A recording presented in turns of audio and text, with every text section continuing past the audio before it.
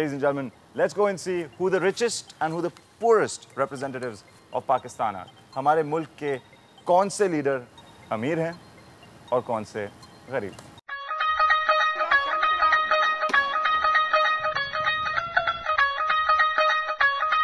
पाकिस्तान के लोगों और उनके लीडरान में आजकल एक बहुत बड़ा गैप पाया जाता है. जो चीजें आम आवाम बड़े वसूख से करते हैं, वही काम अगर हमारे मुकर्मी और मुहतरमी लीडरान करें तो लोगों को बर्दाश्त नहीं होता जी. मीटर घूम जाता है. खैर, आइए देखते हैं कि हमारे रवैयों और रग रग में कितना खुला तजाद मौजूद है. कहीं ये कहती हैं कि मैं तो सिर्फ 30 years old हूँ, तो कहीं ये कहते हैं कि मेरी करोला तो सिर्फ 3 लाख रुपए की है. क्या ये खुला तजाद नहीं?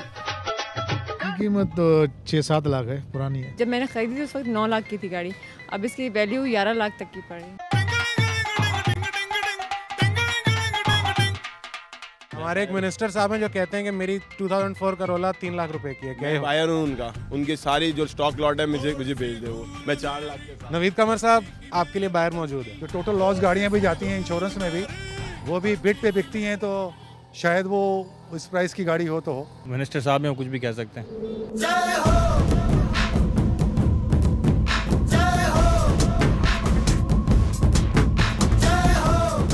पिछले दिनों हमारी असेंबली के कई मेंबरान ने अपने असासों की लिस्टें इलेक्शन कमीशन के सुपुर्द कर दी. अरे भाई, एक्सट्रीमिज्म की हद तो ये है कि इनमें सबसे अमीर ये और सबसे गरीब ये हैं. भाई, इनके पास 58(2) भी है और इनके पास नहीं. क्या ये खुला तजाद नहीं? ख्वातीन भी इस दौड़ में पीछे नहीं है.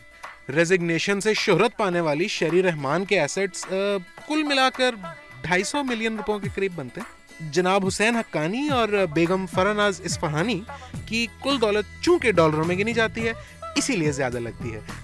यहाँ कोई तजाद नहीं. बचपन में हमें बताया गया था कि पर्चे में जवाब से ज्यादा सफाई के नंबर होते हैं. लेकिन ये बात उस वक्त गलत साबित हो गई जब मुस्लिम लीग नून के एक रहनुमा ने जब अपने असासों की लिस्ट डिक्लेयर की, तो बजाय सफाई के नंबर देने के सहाफियों ने उनका मजाक उड़ाना शुरू कर दिया. क्या ये खुला तजाद नहीं?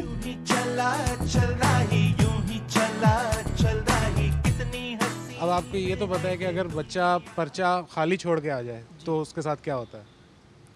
ज़ाहिरी तौर पे फेल ही होगा.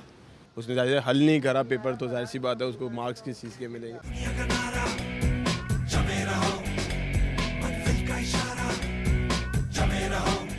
पर्चों में एक्स्ट्रा शीट लगाने के भी नंबर होते हैं.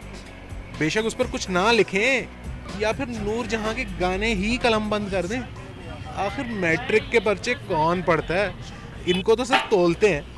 एकदम आज्ञाकारी है.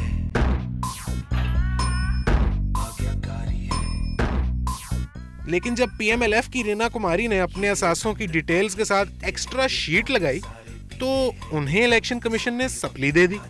जी, वालिदैन तो हमेशा अपने बच्चों की पढ़ाई में बहुत दिलचस्पी लेते हैं, लेकिन जब हमारे मुल्क के लीडरान अब्बा जी, अम्मा जी और आपा कलसूम से मशवरा करते हैं तो उनका मजाक उड़ाया जाता है. गलत बात है. समझने वालों के लिए इशारा ही काफ़ी होना चाहिए जी. क्या ये खुला तजाद नहीं? ख़वातीन और हज़रात, ये थे माइटी और एसेट डिक्लेरेशन के ऊपर एक जायज़ा ले रहे थे.